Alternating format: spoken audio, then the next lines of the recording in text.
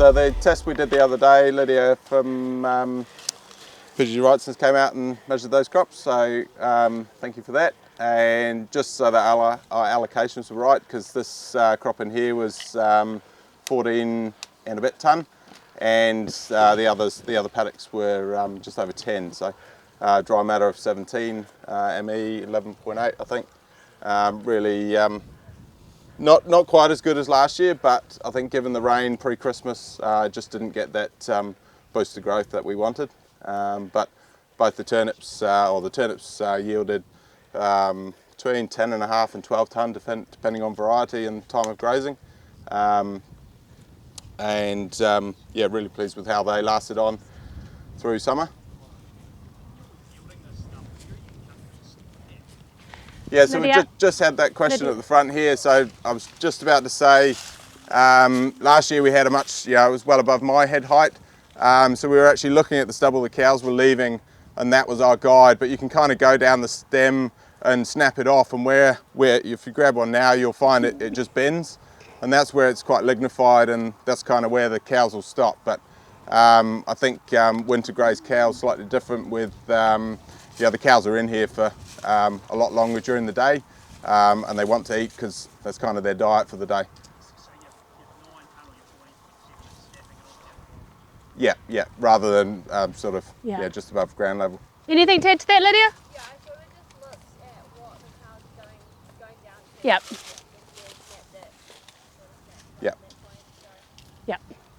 Yep. Cool. So, the cows have just figured out, use area. In my defence, I've only been back to work for about 14 days, so I'm still learning how to use the system, but I just wanted to hold them up so that they weren't all stood in the corner ready to shift back to their grass paddock, so when we arrived. But you can see Lani and I and Jules have spent the last few years putting up fences, and like Joe said, it's a bit of a battle, and the grazing line is what you put up there. I measured it when I first came back and just put a standard in the ground each day where the dot was on the app, and it's pretty much bang on. And Joe said, saving us an hour and a half a day, but you feel like you've got an extra 3 hours in your day. Yep. Awesome. Thanks, Tom. Any other questions about the crops and the crop strategy before we move over to our last stop? Yep, question at the back.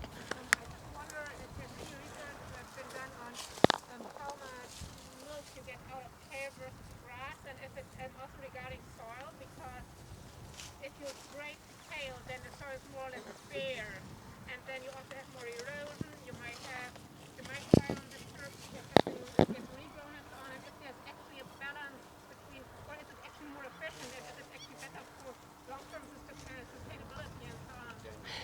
That is an absolutely wonderful question for our next guest speaker, Louis. Where are you, Louis? Did you hear that? Which we can cover when we get over to, because we're looking at exactly that. So, great question. Yep. What was your insecticide program for this? Insecticides.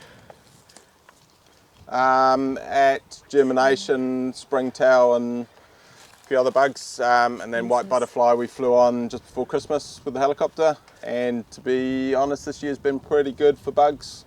Last year, the year before, I think it was the first year we did kale. A lot of aphids and mildew.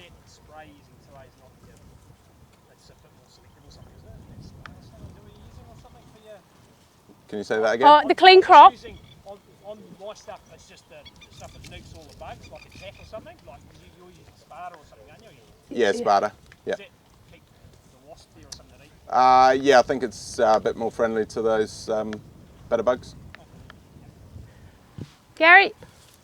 What do you reckon your soils utilisation is? I think we're basing our calculations on that 20% loss.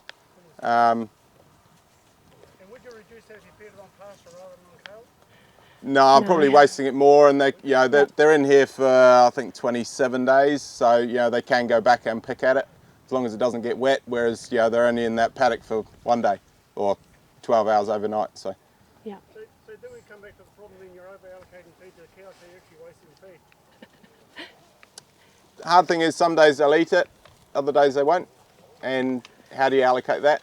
Obviously feeding on concrete is going to be the best way, but then that's affecting other parts of the wagon wheel. So this is the system we've got, so we do things as best as we can. And yes, the allocation seemed really high, Gary, but what we've ended up doing is holding body condition score. So January was 4.3, our last body condition score was 4.3, sorry, no, February was 4.3, now 4.3. That just means we've got more cows who are in milkable condition when the rain does come to take advantage of autumn grown pasture, because that's really fairly easy pasture to turn into milk when you've got good gal condition and you can achieve average pasture cover. So the allocation levels enabled the body condition score loss not to be as severe as it would normally be, but they just weren't turning it into milk.